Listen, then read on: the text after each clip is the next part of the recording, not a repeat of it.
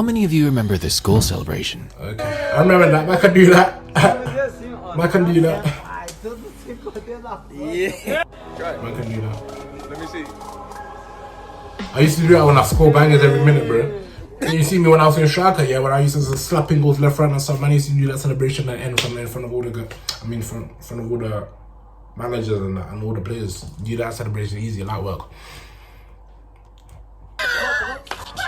Although brief, there was a time where this was the most viral goal celebration in the world. At its height, probably even more popular than...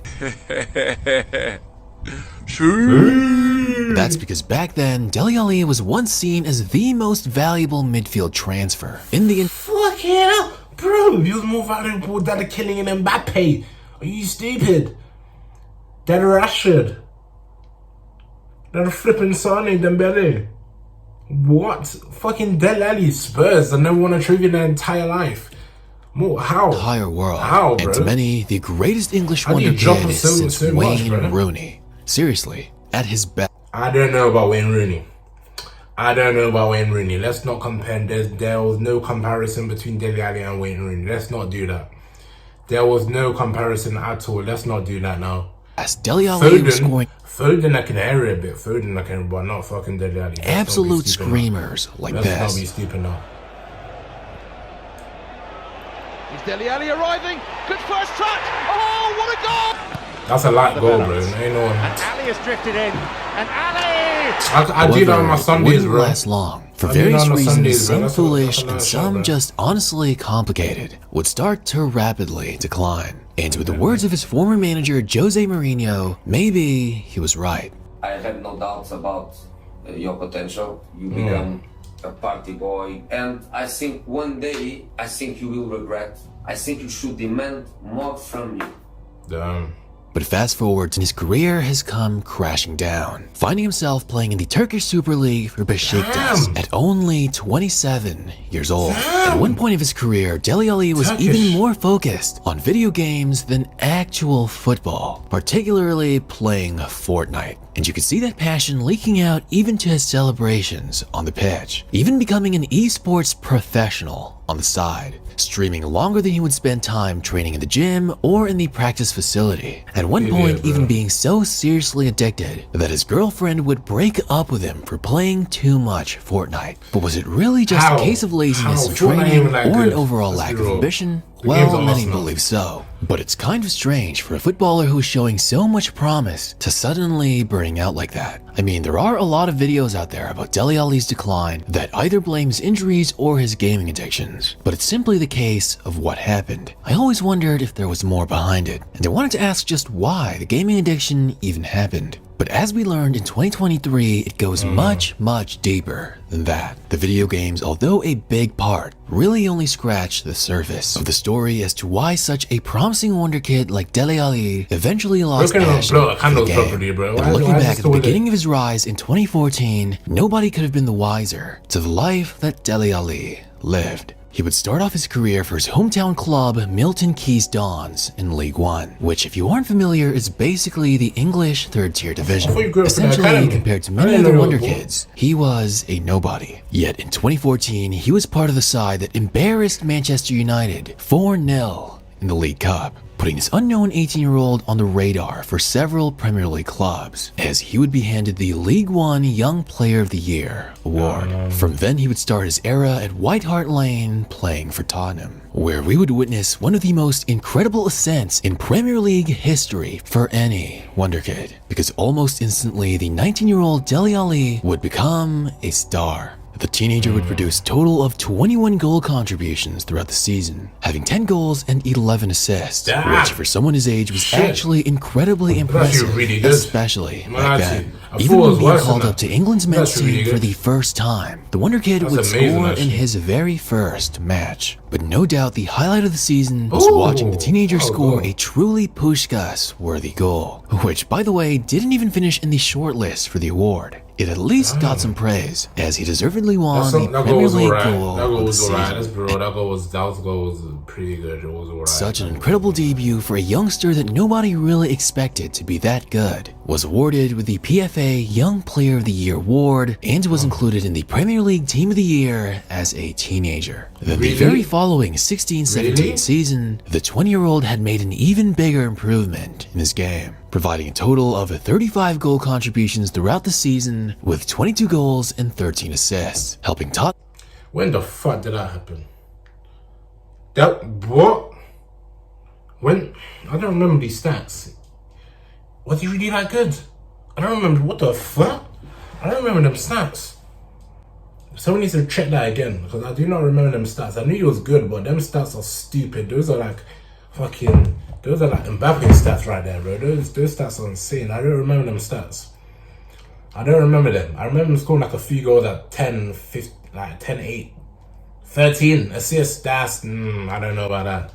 Have probably their check best themselves season again. ever, finishing Second the as league well. in second place, thanks to the crucial goals in big matches against bigger clubs from their star boy, earning Dele Alli back-to-back PFA Player of the Year awards and consecutive placement in the Premier League Team of the Year. The last player since Wayne Rooney to do so. Dele Alli was a very interesting type of midfielder. Despite being so young, he had one of the best off-ball movement, spatial intelligence, and especially touch and finishing. It was almost like he was a goal-poaching forward who just happened to be a midfielder. Sure, he didn't have insane dribbling control like Iniesta, nor was he a visionary genius like Kevin De Bruyne, That was a but the pass, way man. that he controlled oncoming balls, moved around the box and finding the best positions and spaces, then calmly finishing with incredibly placed shots, truly seemed almost effortless. Whoa. And when you add in the way that he could link up and Damn, these improve touches are spacing for his insane, bro. teammates, especially Harry Kane, What the he was fuck truly a happened to him, bro? midfielder with the skill sets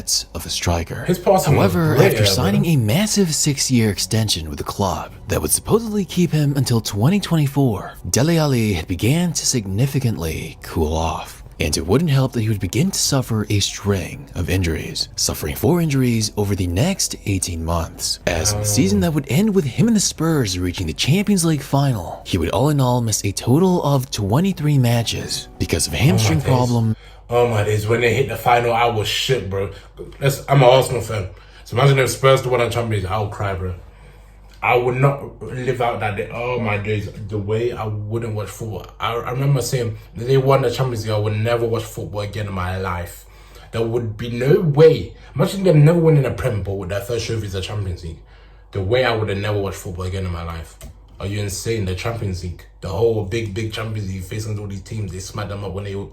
Nah, man. Thigh strains, Never and again. a broken hand. A total of 103 days out due to injury in the 2018-19 season. And it was during these times of injury recovery that Dele Alli would really start to spiral into his video gaming addiction. He was beginning to spend a lot of time perfecting his PC build and setup. And it was around this time that he would start to heavily focus on streaming. I mean, over 100 days out due to injury, I guess there really isn't much else to kill time with. But even after the injuries, his love for video games would seemingly overtake his passion for football. And I know, Fortnite was an incredibly popular game at the time, and he can do whatever he wants in his spare time. But maybe I did Dele hear it, Alli but took I it would've a done the little same. I would've bit played too football as far, well. because as we'll talk about later, it turns out he would have past traumas that would lead him to become easily addicted to different things. And as a sign to show just how committed he was to gaming, Dele Alli would even sign with a professional esports brand. But all that would really start to affect his discipline and dedication to football. As in late 2019, Spurs would sack then-manager Maurizio Pochettino and replace him with no other than the chosen one, Jose Mourinho. Jose. And if there's one thing that we should Jose. all know by now about Jose Mourinho, it's that he's incredibly strict, serious, and Imagine having Jose. You went from Poch to Jose. Oh yeah, you're in for a run for your money. If you mess up one time, you're done. Jose, do you know how strict this guy was? But he won so many trophies because he was so strict. You got a nice manager like Poch. Now bringing Jose, you're finished, bro. no I don't BS. even feel And sorry if for he you. sees players who he thinks aren't giving enough effort, he'll definitely let them know. Drop I told yours. already Dele very directly. It's not a good training. We need to find the right motivation for the guy. Where is Dele? I understood already that you are a fucking lazy guy in training. I don't need more days. Lazy.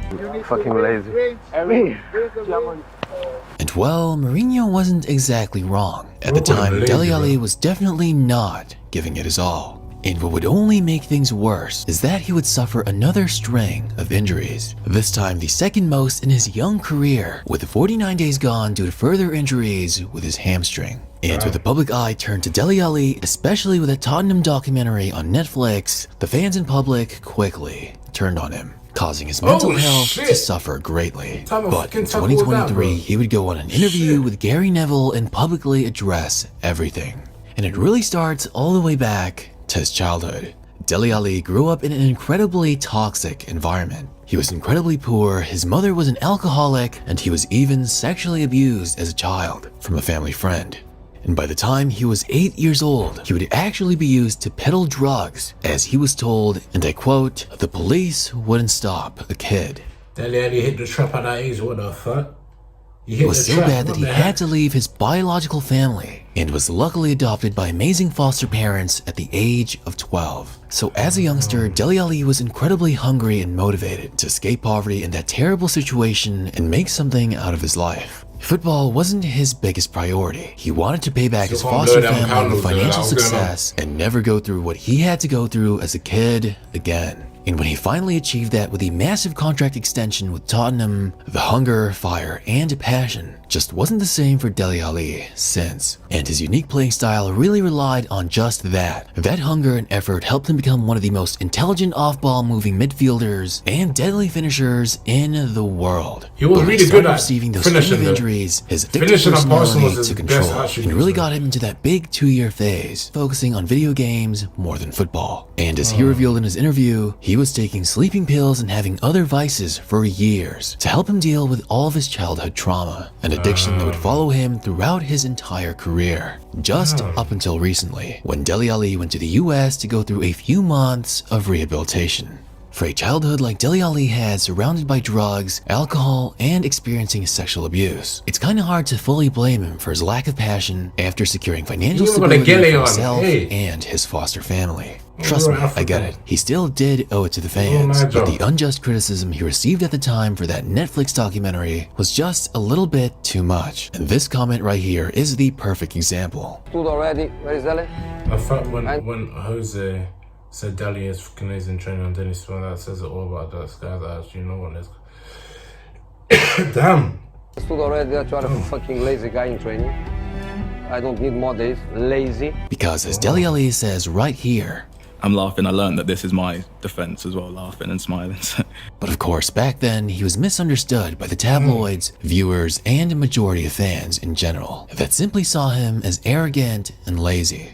But according to him, he's now in the best mental state he's ever been in his career. That's and great, honestly, man. I hope for nothing but the best. That's he great, had man. a truly incredibly unique Fuck style of Tottenham, I don't know how play you and just play had for such Tottenham. amazing Look at Arsenal, touch but, yeah. and finishing. Other than that, However, he did have yeah. to go through surgery for a long-term groin injury and currently has been out of football for over 300 days. But on the Damn. right side, he's still fairly young at 27 years yeah. old. And as he said, his passion and eagerness to play football is higher than it's ever been in years. And if he can revive that commitment and I saw you still at Everton. You might as well just go back to Everton, man, and start carry on playing football from there. Literally, he's gonna have to. He's gonna have to just go back to Everton, play football again, and see what happens, bro. But I wish he never joined that shit team Tottenham. He should have came to Arsenal.